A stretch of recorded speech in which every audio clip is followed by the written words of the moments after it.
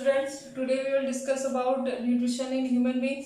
Last topic में हमने discuss कर लिया था एनिमल्स में किस तरह से न्यूट्रिशन होता है। आज हम लोग ह्यूमन बीइंग में किस तरह से न्यूट्रिशन होता है उसके बारे में डिस्कस करेंगे। तो देखिए, न्यूट्रिशन इन ह्यूमन बीइंग्स। तो देखिए, ह्यूमन बीइंग के अंदर भी जो न्यूट्रिशन होता है वो 5 स्टेप में इन्वॉल्व होता है। ये भी कैसे होते हैं? होलोजोइक होते हैं। होलोजोइक का मतलब बताया था मैंने, होलोजोइक एनिमल होते हैं। होलो का मतलब क्या होगा? होलो का मीन्स होता है whole, and zoic term derive from zoon which means animal. तो ऐसे एनिमल जो कि होल फूड को इंटेक करते हैं, ऐसे एनिमल जो कि होल फूड को इंटेक करते हैं, कॉम्प्लेक्स फूड को इंटेक करते हैं, उसे क्या कहते हैं? हम होलोजोइक एनिमल्स कहते हैं। अब देखिए, जो होलोजोइक न्यूट्रिशन होता है इनमें भी क्या होता है? 5 स्टेप इन्वॉल्व होता है।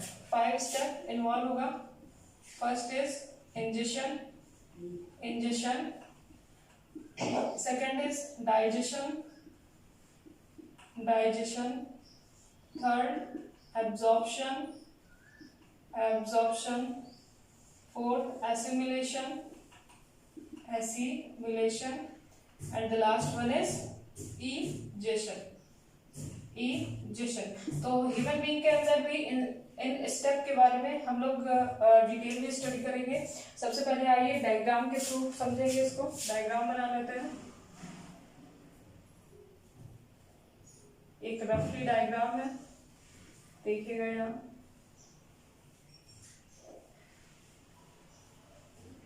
ठीक है, अब देखिए, जो ह्यूमन बीइंग के अंदर न्यूट्रिशन होता है वो आपका पूरे एक ऑर्गन में होता है। जैसे कि हमने यूनिसेलुलर ऑर्गेनिज्म में पढ़ा था, तो सिर्फ और सिर्फ एक सेल क्या कर रहा था? पूरी की पूरी डाइजेशन की प्रोसेस परफॉर्म कर रहा था। बट ह्यूमन बीइंग के अंदर क्या होता है? पूरा का पूरा एक सिस्टम होता है, ऑर्गन सिस्टम होता है, जो कि इस न्यूट्रिशन की जो प्रोसेस होती है उसको कंप्लीट करेगा। तो इसके अंदर क्या होता है? यहाँ पे ह्यूमन बीइंग या फिर जितने भी कॉम्प्लेक्स जो ऑर्गेनिज्म होते हैं, जैसे कि हम कह सकते हैं जितने भी इनवर्टिब्रेट्स होते हैं या फिर वर्टिब्रेट्स होते हैं जो कि हायर एनिमल्स में आते हैं, उनके अंदर क्या होता है? ऑर्गन सिस्टम होता है जो कि पूरी की पूरी डाइजेशन की प्रोसेस को क्या कराएगा? कंप्लीट कराएगा। तो सबसे पहले यहाँ पे एलिमेंट्री कैनाल की बात करेंगे। एलिमेंट्री कैनाल,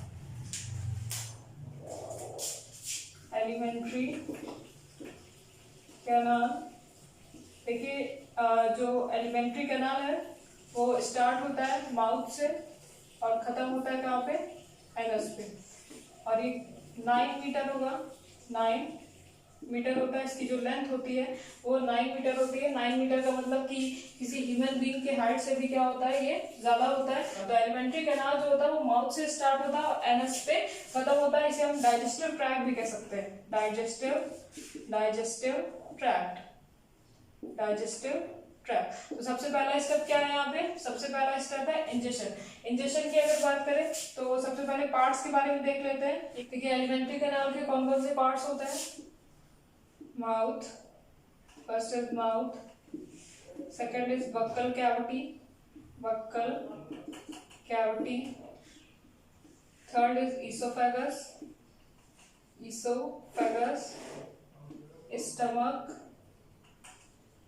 intestine,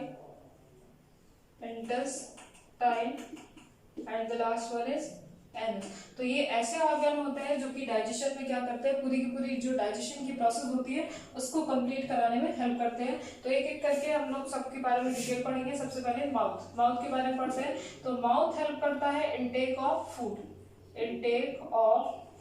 फूड जो है वो एंटर करेगा, इनटेक होता है किससे? माउथ के थ्रू। ये आपका माउथ है, एक रफली डायग्राम है। और ये क्या है? बक्कल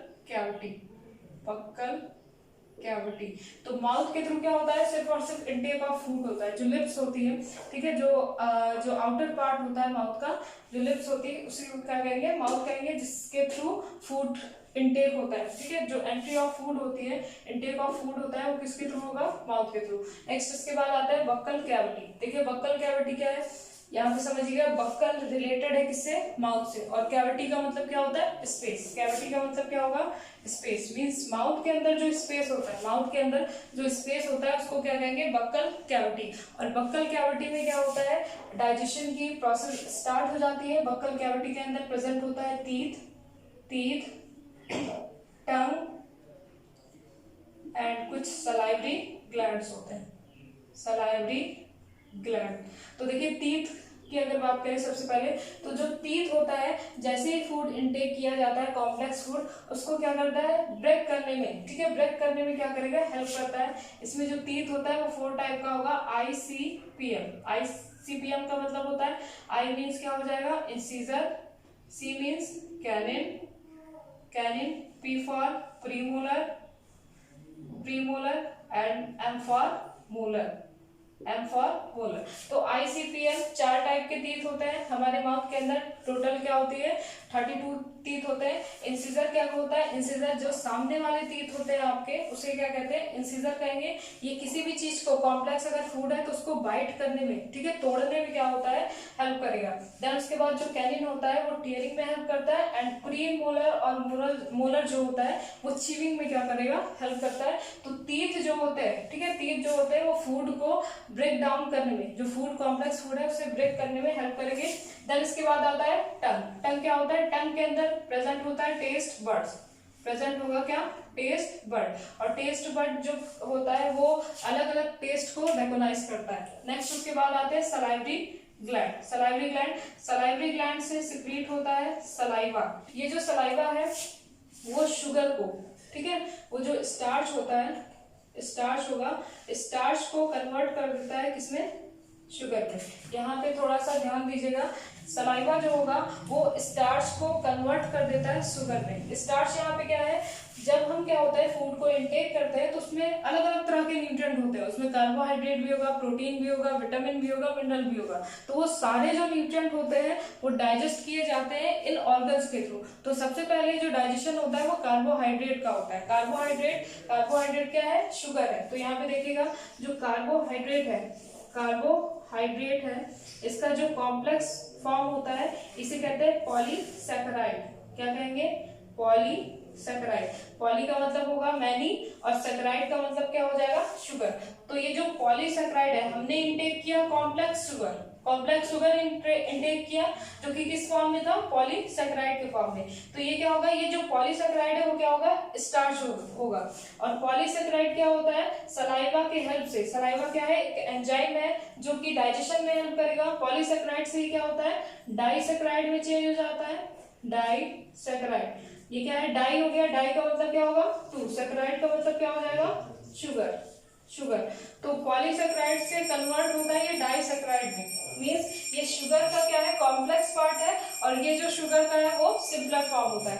डाइसैकेराइड से क्या हो जाएगा, ये मोनोसैकेराइड में चेंज हो जाएगा। तो अब देखिए जो पॉलीसैकेराइड है, यहाँ पे पॉलीसैकेराइड क्या है, स्टार्च। हमने इंटेक किया कार्बोहाइड्रेट को, शुगर को स्टार्च के फॉर्म में, और ये कन्वर्ट हो जाता है किसमें, शुगर मीन्स मॉल्टोज भी इसको कहते हैं, मॉल्टोज। ये सिंपलर फॉर्म में क्या हो जाता है, ब्रेक हो जाता है, जो कि क्या है, डाइसैकेराइड। तो यहाँ पे माउथ के अंदर सलाइवा के थ्रू, जो सलाइवा एंजाइम होता है उसके थ्रू क्या होता है, ये जो स्टार्च है, शुगर का कॉम्प्लेक्स फॉर्म होता है, वो कन्वर्ट हो जाता है डाइसैकेराइड में, मतलब कि शुगर मॉल्टोज में। तो सबसे पहले डाइजेशन हो जाती है किसकी, शुगर की। नेक्स्ट इसके बाद आइए देखते हैं स्टमक, इसोफेगस के बारे में।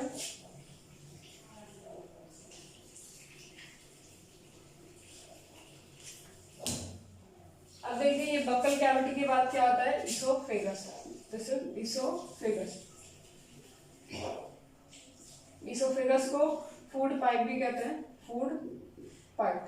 इसोफेगस से पहले बात कर लेते हैं फेरिंक्स के बारे में। फेरिंक्स क्या होता है, देखिए फेरिंक्स यहाँ पे प्रेजेंट होता है बक्कल कैविटी के जस्ट नीचे प्रेजेंट होता है फेरिंक्स। फेरिंक्स एक ऐसा कॉमन पैसेज होता है जहाँ से फूड भी पास होगा और एयर भी पास होती है। तो फेरिंक्स का कोई रोल नहीं होता डाइजेशन में। फेरिंक्स एक ऐसा कॉमन पैसेज होता है जहाँ से फूड भी पास होता है और एयर भी पास होगा। अब इसोफेगस की अगर बात करें तो इसोफेगस जो कि फूड पाइप है, जैसे ही क्या होता है बक्कल कैविटी में, ठीक है, बक्कल कैविटी में कार्बोहाइड्रेट का डाइजेशन हो जाता है, ये ईसोफेगस के अंदर एंट्री करेगा, और ईसोफेगस के अंदर फूड जैसे ही एंट्री करता है ये बोलस के फॉर्म में होता है। किस फॉर्म में होगा? बोलस में, ठीक है, बॉल के फॉर्म में होता है जिसको हम लोग बोलस कहेंगे। और एंट्री करने के बाद ये पहुंचता है कहाँ पे? स्टमक में। तो यहाँ पे देखिए जब ईसोफेगस के अंदर फूड एंटर करता है तो ईसोफेगस में कुछ रिदमिक मूवमेंट हो रहा होता है। मान लीजिए ये क्या है, ये एक ईसोफेगस है और फूड क्या करता है? एंटर करता है। ईसोफेगस के अंदर फूड एंटर करता है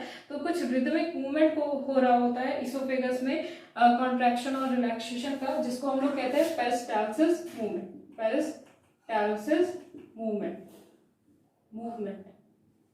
ठीक है, ये जो रिदमिक मूवमेंट होता है कॉन्ट्रैक्शन और रिलैक्सेशन का, उसको क्या कहते हैं? Peristalsis movement. अब देखिए ईसोफेगस से आता है, ईसोफेगस से फूड आता है, एंटर करेगा किसके अंदर? स्टमक के अंदर।